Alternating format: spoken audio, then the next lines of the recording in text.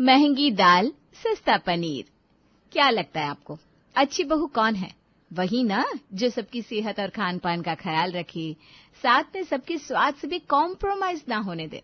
तो वही आज आपको मिलवाते हैं सुकन्या देवी से, जिन्हें चाहिए सर्वगुण संपन्न बहू। सर्वगुण बोला मतलब सर्वगुण ही चाहिए।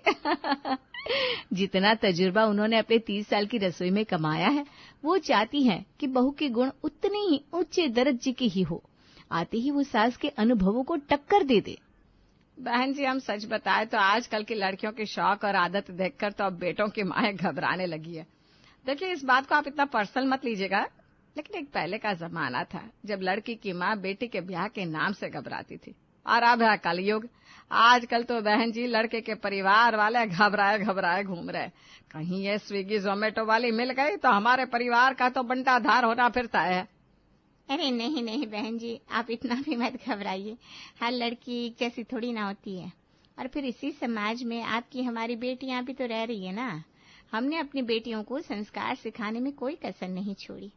और रही बात स्विगी और जोमेटो की, अरे हमारी अन्या तो ये ऑनलाइन खाना मंगवाने के सख्त खिलाफ है। आपको बहन जी अपनी अन्या का एक किस्सा बताती हूँ। हमारे घर ना केक बनाने का कोई मटेरियल नहीं है, ना अवन, लेकिन हमारी एनिवर्सरी पर अन्या जिद पर अड़ गई कि केक तो घर पर ही बनाएगी। आपको तो पता ही है आजकल ये बेकरी वाले कितना कांड करते रहते हैं, केक खाते ही आदमी सफाचट हो जाता है। इसलिए अड़ गई मेरी बेटी कि केक तो घर में बनेगा। है? क्या बात कर रही हो बहन जी, बिना अवन के केक कैसे बनता है भला? हमें तो पता ही नहीं। वही तो बता रहे हैं बहन जी, लड़की हमारी बहुत गुणी है और मेहनत से कभी जी नहीं चुराती। कहने लगी घर में अवन नहीं है तो क्या हुआ, कढ़ाई तो है। बस फिर क्या था, सूजी का हलवा बनाकर उसी के ऊपर मावे की लेयर बिछाकर और जैम से हैप्पी एनिवर्सरी लिख दिया।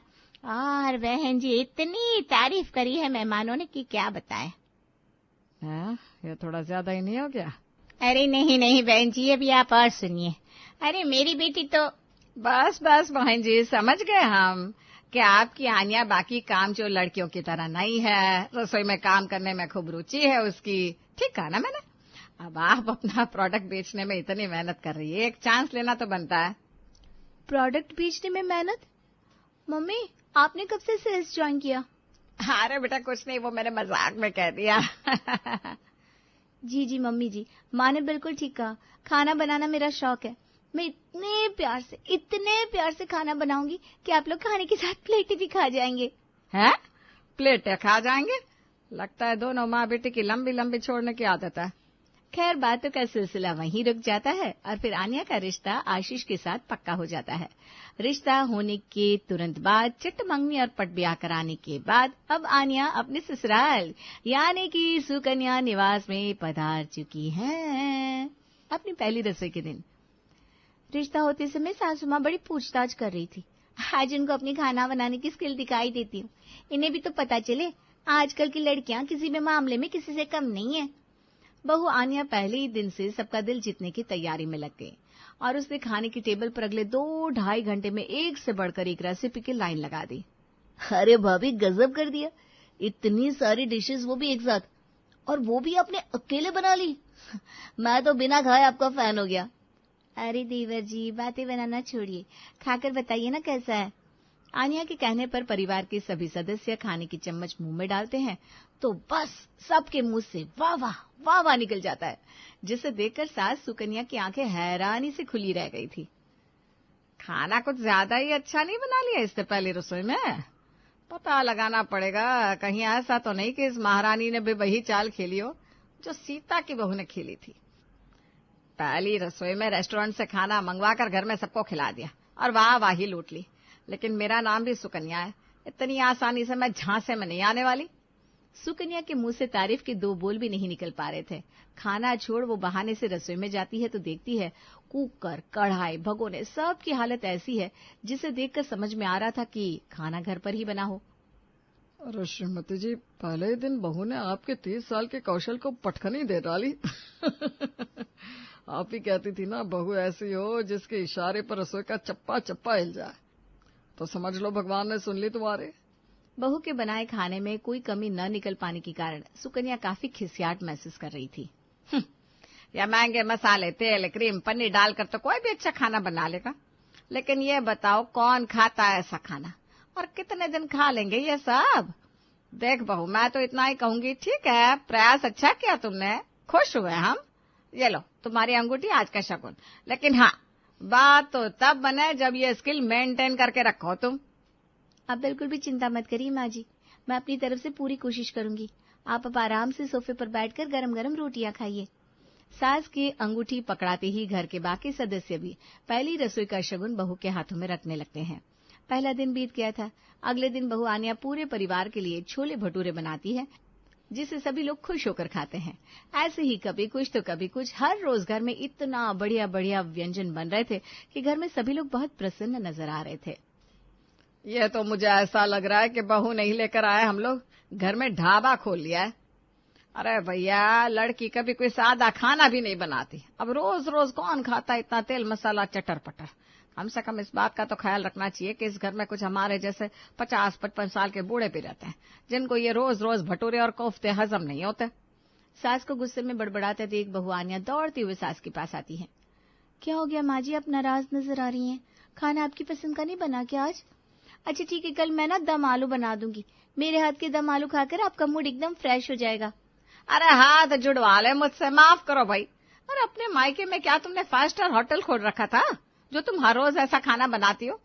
अरे बेटा, शादी के बाद सिर्फ ससुराल वालों की जुबान का ही ख्याल रखना नहीं होता कि बस चटपटा स्वादिष्ट खाना बनाकर देते रहो, उसी से घर चल जाएगा। बेटा, रसोई का बजट और सबकी सेहत, हर चीज का बैलेंस बनाकर चलना पड़ता है। अब तुम जिस दिन से आई हो उस दिन से क्या ये तल्ला भुना, कढ़ाई पनीर, शाही पनीर ये सब बना रही हो। अब तुम ही सोचो ना, पनीर कोई सस्ता तो आता नहीं, और फिर ये भटूरे, पूड़ियां, कचौड़ियां बनाने में दुनिया भर का तेल भी खर्च होता है और सबकी सेहत भी खराब होती है। इतने दिन हो गए तुम्हारी शादी को, लेकिन मजाल है जो सादा खाना खिलाया हो तुमने। अरे भैया, दाल वाल तुम्हारी डिक्शनरी में नहीं है क्या? रोजमर्रा में तुम्हारे मायके में क्या बनता था? रोज रोज ऐसा ही खाना खाते थे क्या सब लोग? माफ कीजिए माँ जी, मुझे नहीं पता था आपको ज्यादा हैवी खाना पसंद नहीं है। वो रिश्ते के समय आप मेरी मम्मी जी से बोल रही थी ना कि आजकल की लड़कियां रसोई के कामों से जी चुराती हैं, बाहर से खाना मंगाकर खाना पसंद करती हैं। बस इसीलिए आपको ऐसा ना लगे कि मैं काम से जी चुरा रही हूँ, तो मैं रोज कुछ न कुछ स्पेशल बनाती रहती हूँ। अरे हाँ भाई, समझ गए हम कितनी मेहनती हो तुम। हम तो उसी दिन समझ गए थे जब तुम्हारी मम्मी ने तुम्हारी तारीफ में लंबे लंबे कसीदे पड़े थे। भाई अब मेहरबानी करो और कुछ सादा खाना बना लो, वरना जोमेटो स्विगी का तो पता नहीं, प्रैक्टो पर डॉक्टर जरूर ढूंढने पड़ जाएंगे हमको। ठीक है माँ जी, जैसा आप कहें। शाम के समय। माँ जी, मैं पूछ रही थी ये किचन का ग्रोसरी वगैरह कौन ला कर देगा? जिन चीजों की जरूरत है मैं लिस्ट बना देती हूँ। बेटा देख, आजकल के जमाने में हर कोई पढ़ी लिखी बहू लाना चाहता है। अरे भाई, पढ़ी लिखी लड़कियों की जरूरत किस लिए है? इसीलिए है कि परिवार के छोटे मोटे काम वो बिना किसी की मदद के निपटा सके। अरे बेटा, अगर ड्राइविंग आती है तो गाड़ी ले जा, और अगर ड्राइविंग नहीं आती तो ओला बुक कर और सुपरमार्केट से जाकर जो चाहिए सब खरीद ला। भाई मुझे तो अब इन झंझटों से छुटकारा चाहिए। बाकी मेरे बेटों से कोई उम्मीद मत करना, दोनों एक नंबर के निकम्मे हैं। घर का काम करने को कहो तो दोनों को सांप सूंघ जाता है। और हाँ बहू, मिडिल क्लास वाले हैं हम, घर में इनकम लिमिटेड है तो खर्च भी सोच समझ कर करना पड़ता है। मैं तुझे रसोई का बजट दे देती हूँ, तुझे खर्च संभालने में आसानी होगी। सासू माँ की बात सुनकर आन्या की हंसी छूट जाती है। आप रहने दीजिए उन लोगों को, मैं ओला बुक करके मार्केट चली जाती हूँ, सामान मैं खुद ही ले आऊंगी। इसी बहाने मुझे भी थोड़ा बाहर निकलने का मौका मिल जाएगा, वरना जिस दिन से मेरी शादी हुई है मैं भी तो सिर्फ अपने कमरे से किचन, किचन से कमरा कर रही हूँ। आन्या अब लगभग हर रोज बाजार जाने लगी थी। कभी ग्रोसरी, कभी फ्रूट्स, कभी सब्जियां, कभी कुछ नहीं तो दूध लेने के लिए हर रोज निकलना कंपलसरी हो गया था। अब सब्जी मार्केट में कौन दिमाग खपाएगा? टमाटर प्याज तो घर के बाहर सब्जी वाला आता है, उसी से ले लूंगी। और वैसे भी माँ जी ने बोला है उनको दाल खाने का मन है, तो बस ठीक है, अब से मैं दाल की ही वैरायटी बनाऊंगी। दाल तो अपने आप में ही सफिशिएंट है। माँ जी ने क्या मुझे ऐसा वैसा समझा है? अब देखो, मैं माँ जी को दाल की एक से बढ़कर एक रेसिपी बनाकर खिलाऊंगी। याद रखेंगी कि उनकी बेटी की शादी किसी ऐसी वैसी लड़की से नहीं, आन्या श्रीवास्तव से हुई है। अगले दिन सुबह, माँ जी आज तो आप ये सुनकर खुश हो जाएंगी कि नाश्ते में मैंने क्या बनाया है। अच्छा, ऐसा क्या बना लिया भाई जिसे देखकर मैं खुश हो जाऊंगी?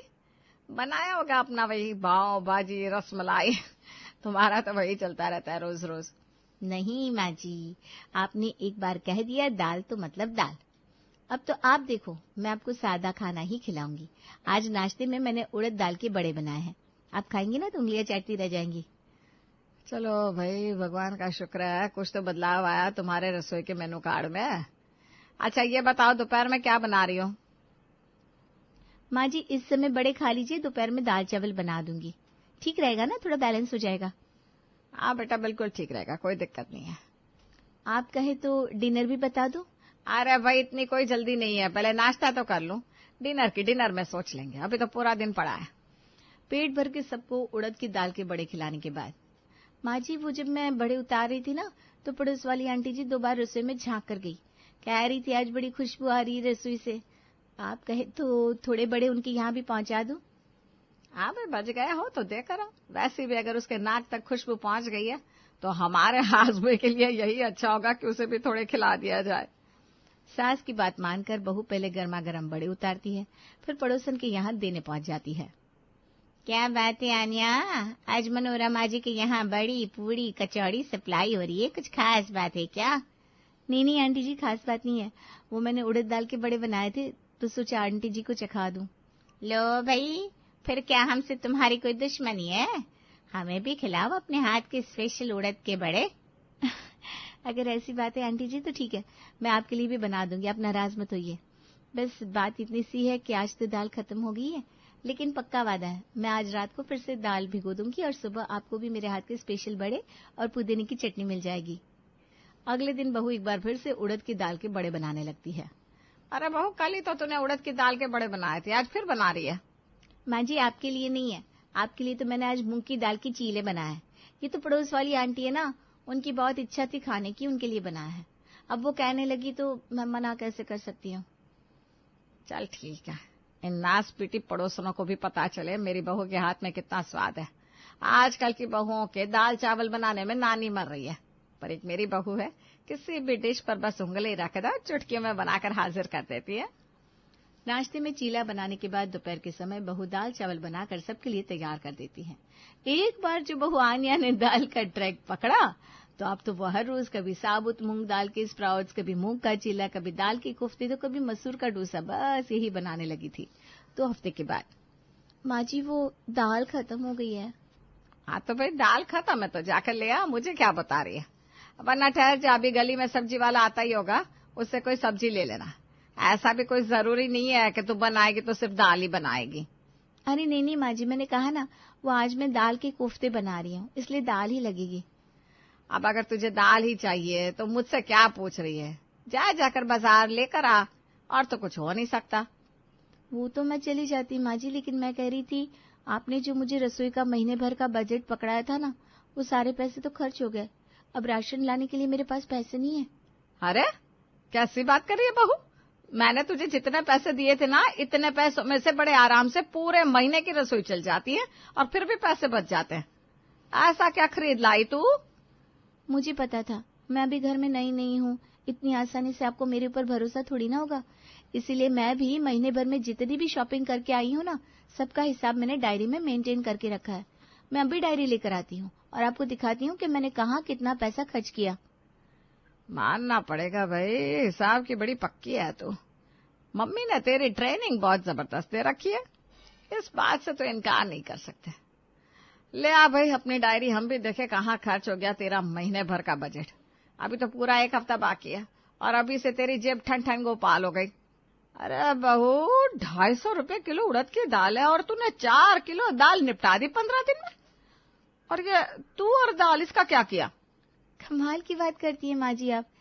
3 टाइम दिन में खाना बन रहा है, उसके अलावा भी मैं कुछ न कुछ बनाती रहती हूँ, सबके लिए दाल तो लग रही है ना।